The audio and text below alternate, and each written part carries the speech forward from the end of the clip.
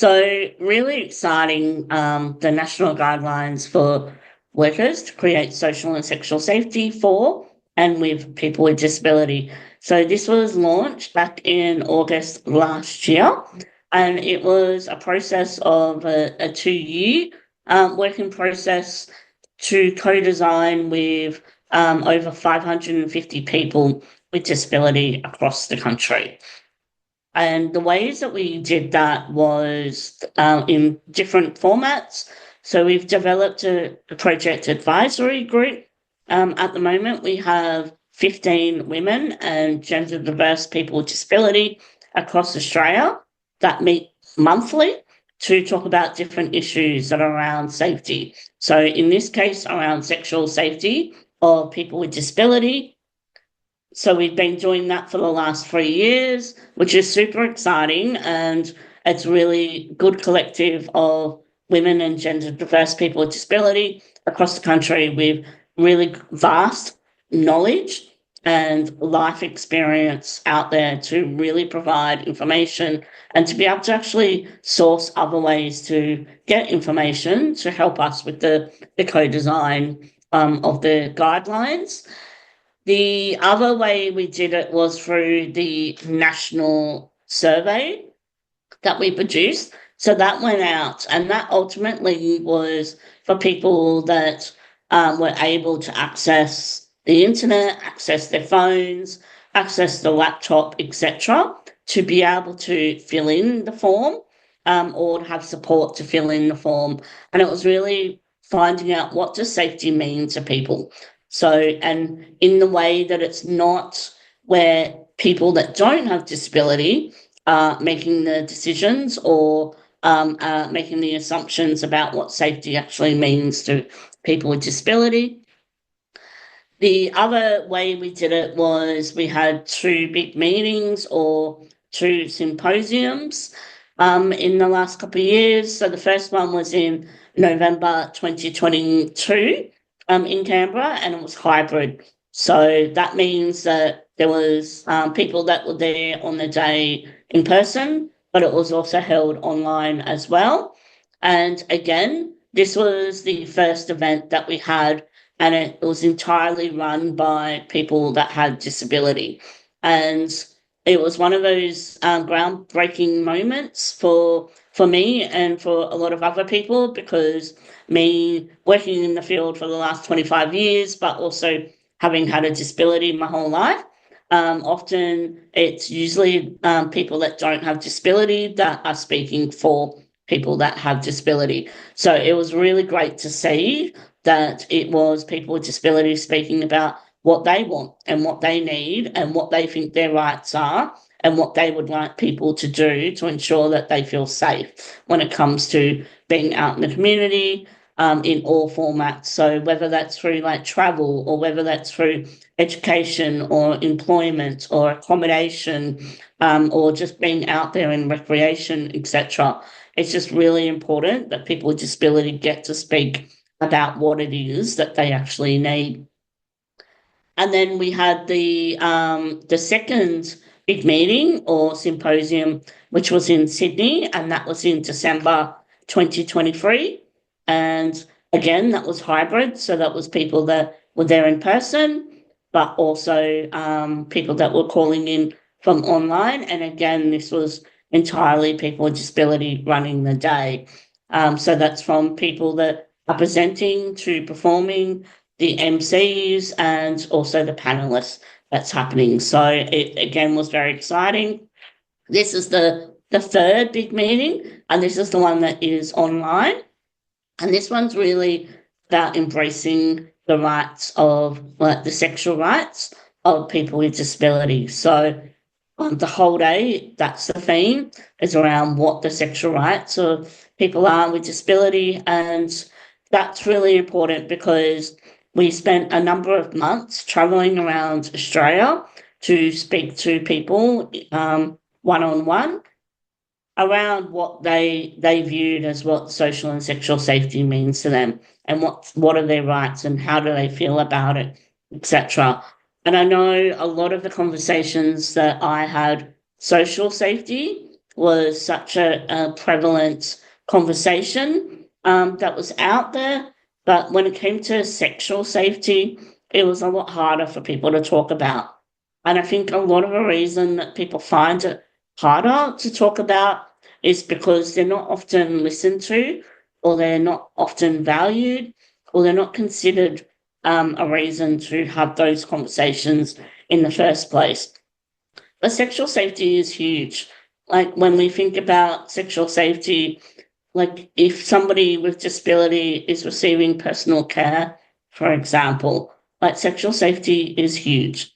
Like it's there with everybody out there, and we know that the prevalence of violence against people with disability is a lot higher than it is for people that don't have disability. So it's a really important way that people with disability are being able to frame what they need when it comes to their safety in a way that can actually be used when they're actually working with people. So whether they're working with people in terms of support work capacity, or whether it's somebody that's out there in the community. So they're going to a doctor, for example, or they're accessing healthcare services, or they're accessing going on a flight, so like traveling somewhere. What do they actually need to feel safe? So it's really, really important out there. Can we go to the next slide, please? So where did the guidelines come from? So essentially, where the guidelines came from is that we wanted to develop a document or a national framework that could go out to places to really highlight what sexual and social safety looks like. So that's where the guidelines was really formed from. And part of it was, as I've mentioned, is that we wanted to make sure that it was entirely co-designed. So the whole document was co-designed with people that had disability. So it wasn't just people that didn't have disability writing the guidelines. It was the 550 plus voices that we heard from were the reason that the guidelines were formed in the first place. So it's really quite a powerful document. And part of the guidelines, which Kate will later on today, we'll be talking about the easy read of the iStart tool. So the iStart tool, Kate, do you want to just give the acronyms so I don't get it wrong, please? Absolutely. So the iStart tool is include, space, talk, access, response, and time. Where that came about is that we wanted to develop a framework that was easy enough for people with disability to use to work with workers, and to really talk about, what's their issues, what's going on in their life, how workers could better support them to ensure that they feel safe going forward, but also how they feel safe. So it's a two-way street as well. So making sure that that was put in into that as well. So how did we honour the people with disability and their voices? We listened, and that was ultimately the big thing that we did, was really acknowledging and listening and hearing and taking note of what people said.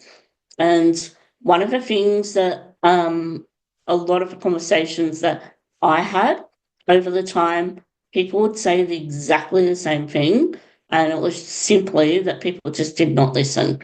So listening is really, really powerful when it comes to people with disability. So listening, acknowledging what they're saying. You may not always agree with what they're saying, but acknowledging that what they're saying is the truth to what they're thinking and what they're feeling at that particular time. So ensuring that we're listening and honouring the voices of people with disability, and amplifying what it is that they're saying as well. Because if we went to places such as Broome and Derby, and we went to like Launceston in Tasmania, we went to Adelaide, we went to Western Australia, across the whole country and all different areas, if people are saying and they have disability, they're saying the same thing, that people don't listen to them, then that is a clear sign that people aren't honouring the voices of people with disability. So that was part of what we were trying to do, was to ensure that we were honouring the voices that people with disability had, amplifying their voices, and then how do we actually then action their voices? How do we make a change? And making a change happens when you do listen and you do take note of the voices that people with disability had. Okay, are there any questions that I'm missing? So far, no questions. However, I would love to open the floor to anybody who does have a question. Please either raise your hand or type it in the chat and we'll get Mel to answer them. Thank you. Thank you. And so with the guidelines, how they highlight sexual rights, ultimately the guidelines were highlighting sexual rights as ensuring that people with disability are acknowledged as having the same sexual rights as people that don't have disability.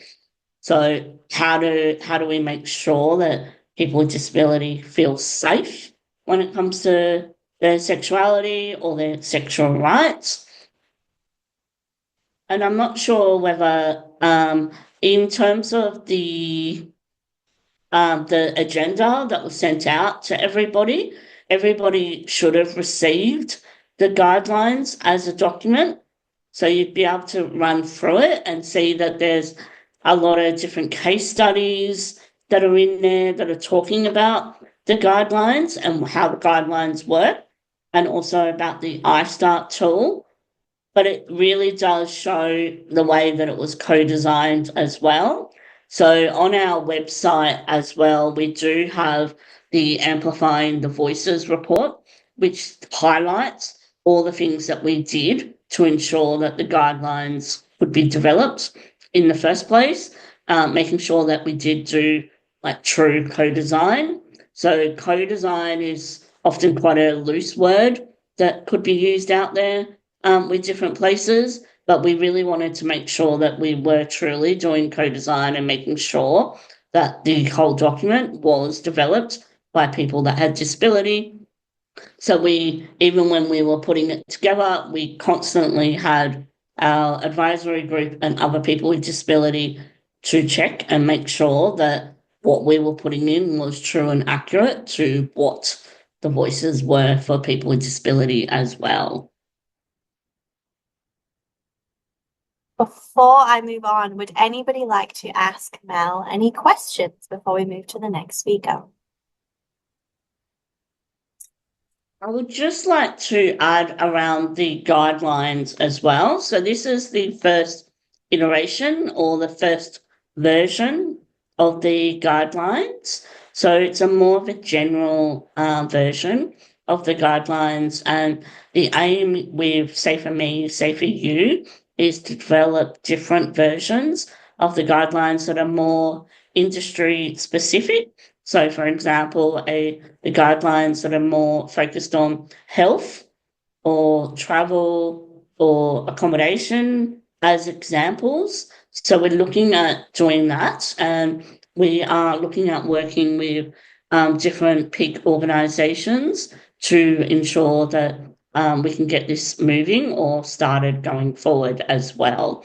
So the guidelines was really developed initially to ensure that there was a document that highlighted the need for social and sexual safety of people with disability, but ensuring that the voices from people with disability were really coming out from that as well.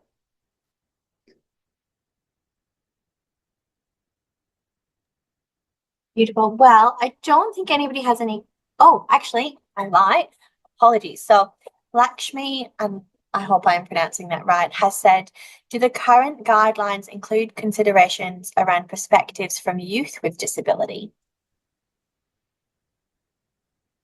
So they do come in considerations for youth with disability. However, all of the guidelines that were developed, we did interview people that were 18 years and older, but a lot of the themes are very similar. But yes, that is something that we are looking at to try and broaden it to be people that are under 18 as well. And as you can imagine, to do that, we need to make sure there's lots of safety practices put in place. So we really want to make sure when we get to that part of broadening it, that we're very considerate of all of the additional safety requirements of working with children and youth, and all of the nuances that go with that as well. So it's definitely something we would like to do, and we've tried to include as much as possible. But as Mel said, it was all the participants have been 18 and over so far. Yeah, so we did and we tried to interview people from all over the country. So making sure that we weren't just targeting people that are in metropolitan areas. So we're really focused at going to rural and regional areas, and talking to people that are from First Nations backgrounds, cold backgrounds, and gender diverse backgrounds, and all different ages. So we're really trying to talk to as many varied people that we could, but speaking to people that were under 18 was something that was another added level, but hopefully we can get to that at some point.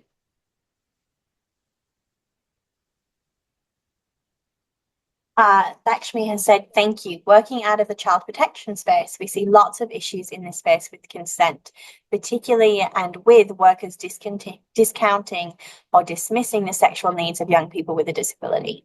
And we would absolutely agree. The idea of consent is not as well used with people with disability as it should be, especially with younger people with disability as well. And the dismissal of, giving them equal access to sexual health education, relationship education, all of those things are often seen as not necessary when they are absolutely necessary. One of the things that might be of use on our website is the resource Introduction to Consent. It's written in both easy read and plain English, and that looks at the overall view of consent. There is an additional book, which is the Introduction to Sexual Consent, and depending on the scenario, that may or may not be relevant or the right choice to go through with children. Like, you would need to discern that and make your own decisions about the appropriateness of that. But the Introduction to Consent as a standard idea of what consent is, I think might be a really interesting resource for you.